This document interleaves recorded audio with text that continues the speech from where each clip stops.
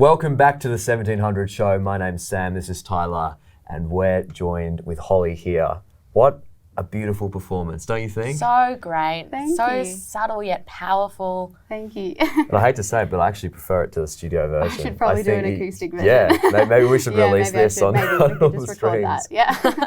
No, it sounds so beautiful stripped you. back, and Thank you can you. hear the lyrics, and when you were harmonising with Linus there. Shout out to Linus on Yeah, the shout out guitar to and the Linus. vocals as well. Can we get a bit of an idea of what the songwriting process of that tune was? Yeah, I think a lot of my songs just start with, I don't know, a word or something that I'll read in like a book or a poetry book, and then I'll be like, oh, that triggers, like an idea for a song. This one was... Enamoured? Yeah, enamoured. I love that word. I was like, does she sit there with a dictionary just looking out like us? Thesaurus, no. Yeah, this one, I was sitting at my piano and, I don't know, just improvising, and I found that kind of melody that happens at the start. I was like, yeah, I really like that, and I'll turn into a song, and then just voice memoed it and kind of played around with it, and then I pretty much recorded that song in one day. It was pretty quick because I think I was just on that roll. I was like, oh yeah, okay, I'll keep going. Wow. And then sort of just finished producing it over the next kind of couple of weeks. But yeah, it was one of those songs that came a bit quicker than the other ones, which is nice because I feel like you don't think as much, you don't have time to overthink the song, and so it was actually a really enjoyable writing process, this one. Yeah. That's incredible. So you wrote the song in a day and recorded it in a day? Yeah, I feel like most of my songs I write in one sitting in terms of like lyrics and stuff. I think once I get in that groove, like it sort of just comes, which is really nice. I think if I have to force it too much, then it probably doesn't turn out as good as maybe something that comes quicker. So I definitely, if a song comes naturally, then I'm like, okay, I'll continue with this one. Yeah. And that I think happens so. with a lot of musicians. They tend to write a song and it's the ones that they don't think is going to be successful that they write quickly that like, tend to take off. So that was definitely this song, that kind of, I guess, journey was definitely a little bit more easy and a lot more enjoyable, yeah. So what does the song mean? It's about, I guess, those unsaid words that I don't know, maybe you're scared to tell someone how you feel, or, I mean, we all have those people that you kind of just want to tell. And it's, I guess, holding all that in, bottling it up, and that makes it kind of a bit more painful or hurt you more in the process. It's probably just easier to tell someone how you feel. It's that battle, I guess, between letting out all your feelings and your emotions or just like keeping them bottled up because you're too scared. So yeah, those unsaid words, I think, for sure. Yeah, there's a bit of irony in the song title, right? Nothing hurts, I promise. Yeah, that's pretty much it. Yeah. I want to have a bit of a chat about performing and performances. Yeah. Do you have a favourite memory from a live performance? Oh, You can say today. I mean, today was a pretty good highlight. It's only really been this year that I've gotten into kind of gigging as under like Holly HEBE with my band and stuff, which has been really good. We played at the Nightcat a couple of weeks ago, which was so much fun. Like, it was an all-female lineup, and I think that was just really inspiring. And then when I was younger, like I used to busk a lot when I was little, and I think I'm very grateful for those experiences because that kind of made me a bit more comfortable with performing. I'm still very much like, I need my keyboard in front of me to have that barrier between like audience and like, I guess, me, sort of like a protective layer. I used to love busking when I was younger. I just kind of like forget what's going on and just sort of just you and your instrument, so yeah. Yeah, speaking about when you were younger, I read somewhere that the first song you learnt on the piano was Hot Cross Bun. Yes. I mean, I can relate. I learned that on recorder, so we've got some things in common there. But what was the first song that you actually recorded and then you were like, this is where I want to Well, when I've been playing piano for quite a long time, and my parents were like, oh yeah, I was sort of just like making up little things here and there. And I recorded a couple of kind of little piano songs that I wrote when I was younger. But the first one that I sort of sat down and produced, I guess, as a whole, was Sync, which was my first release last September. That was a lot of just trial and error. I wasn't really super sure on what I was doing with producing. It was kind of a lot of a learning as I go kind of thing. That was the first one that I kind of put all together and sang as well on. I was sort of a little bit reserved, I guess, with my singing at the start. I always thought I'd just like stick to the behind the scenes kind of thing. But yeah, Sync is very special to me, that song, because it was sort of my first one. So yeah. Yeah. It's also a great track.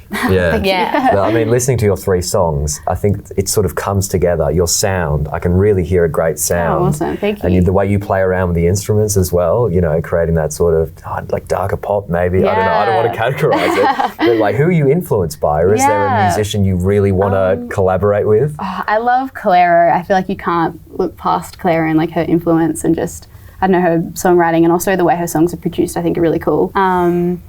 I love Maggie Rogers as well. I think she's super inspiring because she started off producing her own stuff as well, which I think is really cool. There's not many female producers out there, so I think that's really cool. And then I love James Blake. It's like definitely like his production style again has been a massive influence.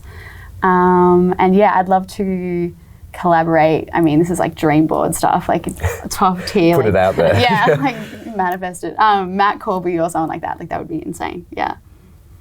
That would be insane. I love Matt Corby. You like Matt Corby? Love. Matt Corby is great. We've got to ask, because we broadcast to such a large audience of young people, what advice would you have? And I know you're young yourself as well. I feel but like you know, I'm very fresh. people may be in high school listening now who want to have a career in music. I think just start. Stick with it, or, yeah, start as soon as you can.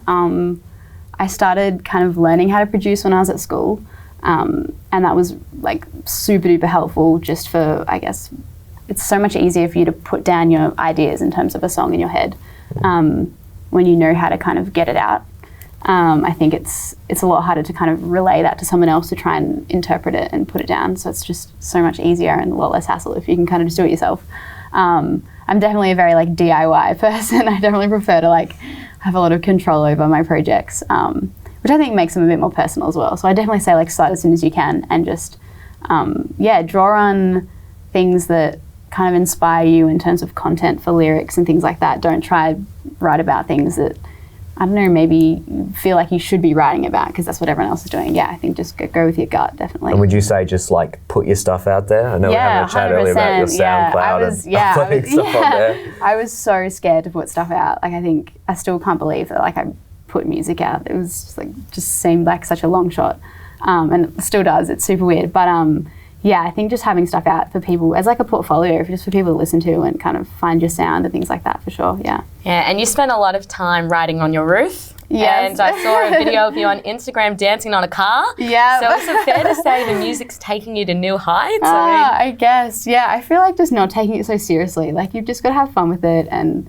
find new places to go and write and that inspire you and things like that. I don't know, and just like getting outside, it's just the best. Yeah, definitely. So your tips would be to like have new experiences, look at a dictionary, find a word. Go for it. Yeah. Yeah, I think, I don't know, reading poetry has been, it sounds so cliche, but I feel like you find a lot of, I think what other people have experienced and then it might trigger something that maybe you've experienced, and certain words definitely for me just like stand out and I'm like, that's a cool concept for a song, and then I kind of just roll with it, so yeah.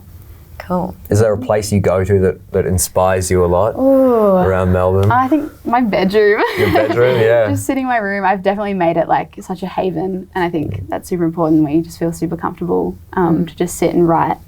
Also my piano, like that's probably the place in the world where I just feel the most at home. So yeah, definitely most ideas flow when I'm just at the piano. And if you had a choice that you could only ever play piano again or sing, which one would you choose? It'd be piano. Really? Yeah, it's definitely like where I sort of started, and yeah, I could not live without it for sure. Musically, do you see yourself branching out into, you know, I would jazz love song, to. country? Yeah, who knows? Country, definitely. metal, That'd be so fun. Metal, who knows? Honestly, yeah. I mean, I'm always super open to lots of different genres. I feel like the songs that I write are always a little bit different to each other as I kind of find new inspirations that I like that are more different. So I think that's cool to kind of expand wherever you can and try that all out, yeah. All right, tell us, do you have any upcoming performances that people can go to, or what's coming next for Holly HEBE? Yeah, well, I've got, I guess, a little bit of time now to sort of stop and write a bit more, which I think is really fun, just off the back of a pretty busy gigging season, which I'm really grateful that I've had.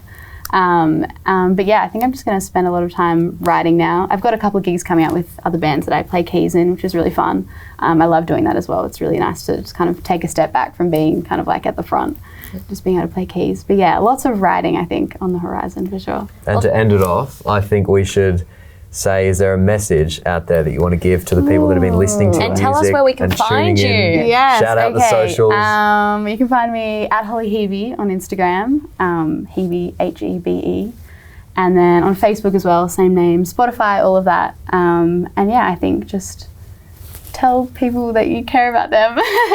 Make sure you get your words out for sure, yeah.